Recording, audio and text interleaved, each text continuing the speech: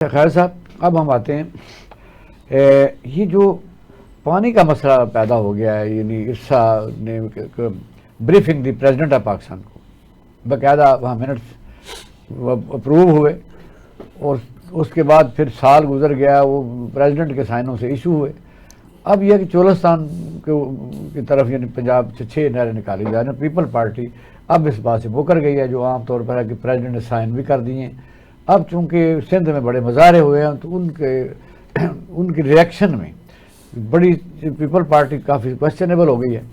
अब वो ये कहते हैं जी ये हमसे धोखा हुआ है, हमने तो वो समरी अप्रूव ही नहीं की थी और प्रेसिडेंट को धोखा दिया गया है और वो बीमार पड़ के अस्पताल में बैठे हुए। ये क्या कहते हैं, किस तरह की सियासत चल रही है? इकबाल साहब, गुजारिश ये है, पंजाबी का मुहावरा है ना, गोंगलुआ तो मिट्टी चाड़नी। इस वक्त पीपल्स पार्टी की पोजीशन ये हुई है कि वो यही कर रही है। अच्छा जी, मैं इनसे पूछना चाहता हूँ कि ये अप्रूवल किसने ली, किसकी वजह से हुई, और ये पानी कौन लाना चाहता है? ना पंजाब ओन कर रहा है, ना सिंध ओन कर रहा है। जो लाना चाहते हैं, जो चोलिस्तान को आबाद करना चाहते हैं, जो बंजर ज़मीनों को आबाद करना चाहते हैं, वहाँ फसल उगाना चाहते हैं, वहाँ अनाज पैदा करना चाहते हैं, नाम लेना उनका। ये किन्होंने किया सब कुछ? कोई नहीं नाम ले रहा। मुराद ये है, ये दोनों सबकी मिली भगत है। और सदर जरदारी साहब ने ये इसीलिए ना 4 अप्रैल को शायद निडरों में जलसा ना करने के लिए, बीमार तो अल्लाह ताला उनको सेहतियाब करे। जलसा नहीं हुआ इतना बड़ा, हजारों के साथ है जी। आप देखिए, हमने भी जलसा देखा है, वो लोग नहीं, उतनी तादाद नहीं आई। और दूसरी बात ये है, जितने लोग भी आते हैं, ये भी क्लियर कर दूं ना जी मैं अपने व्यूअरशिप जो देखने वाले नाजरीन हैं उनको, ये जो देखने वाले जो उस जलसा गाह में आने वाले हैं, वो इनमें से किसी की वजह से नहीं आते। वो आते हैं जो बेनजीर से मोहब्बत करते थे, जो जुल्फकार अली भुट्टो से मोहब्बत करते थे। ब्रिगेड साहब से मिल गया। ब्रिगेड साहब अस्सलाम वालेकुम। सॉरी, हमारा टेक्निकल पार्ट आ गया था।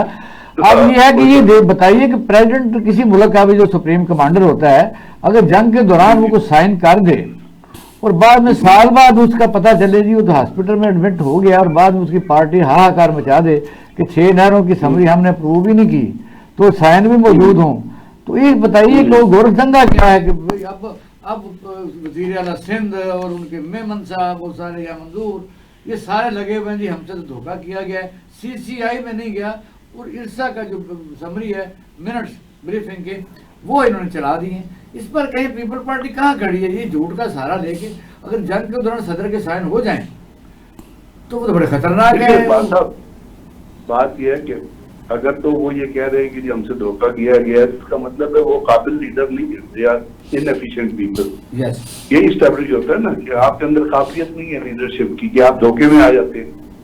अब 2 ही चीजें, या आप बेवकूफ हैं या आप झूठ बोल रहे हैं, इसके अलावा कोई तीसरी तो गुंजाइश ही नहीं है ना। तीसरी ये है कि साइन हुए हैं, और जब एक चीज साइन हो जाती है और उसके बाद जंग के हालात में साइन हो या पीस के हालात में साइन हो, जब एक चीज साइन हो जाएगी या एक चीज अप्रूव हो जाएगी और उसके ऊपर प्रेसिडेंशियल, इस तरह तो ये भी कह देंगे कि जी ये जो प्रेसिडेंशियल ऑर्डर्स अभी तक इतने हुए हैं, अगर ये बात है तो उनको कहना चाहिए पीका का ऑर्डिनेंस जो है ये भी हमसे धोखा करके साइन कराया गया। बात ये है कि ये 2 ही चीजें आप इसे, या आप बेवकूफ हैं, नाअहल हैं कि आपको पता ही नहीं था कि इस डिसीजन का आने वाले दिनों में क्या इफेक्ट होगा, ठीक है ना, या आप शामिल हैं उस साजिश के अंदर, उस पूरी की पूरी प्लानिंग के अंदर, उस पूरी के पूरे प्रोजेक्ट के अंदर, उस पूरी के पूरे सिस्टम के अंदर।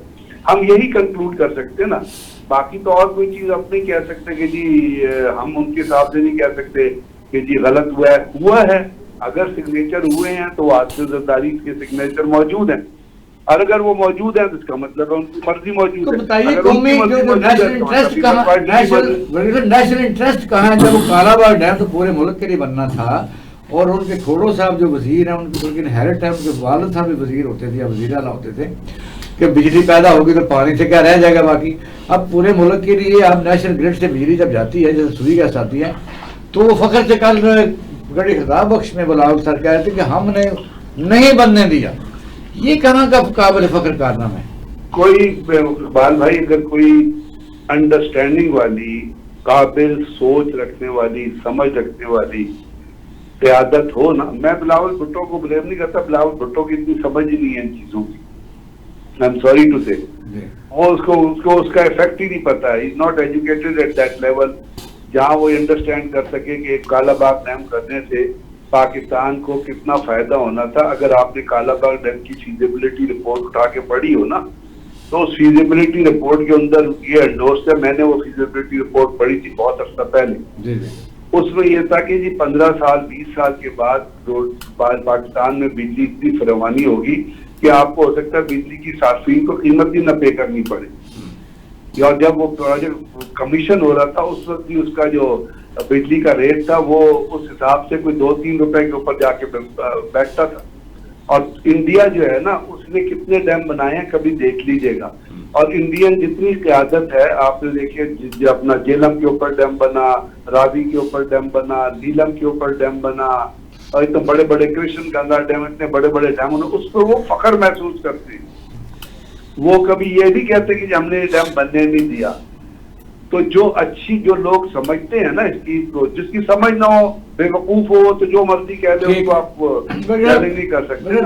लेकिन अगर समझ हो तो जिन लोगों ने कालाबाग डैम नहीं बनने दिया, और पाकिस्तान में जो आज बिजली का क्राइसिस है, और जो आप IPPs को पैसे पे कर रहे हैं, जो पाकिस्तान के अवाम के ऊपर जुल्म ढाया जा रहा है, जो पाकिस्तान के अवाम को जलील किया जा रहा है, जो पाकिस्तान के अवाम पे क़यामत ढाई जा रही है, उन IPPs की जो कमीशन नहीं है उनका पैसा पे किया जा रहा है। और वो IPPs उन लोगों से ताल्लुक रखती हैं जो ऐवान में ताकत के ऐवानों में बैठे हुए हैं, जो पॉलिटिकल सिस्टम में बैठे हुए हैं।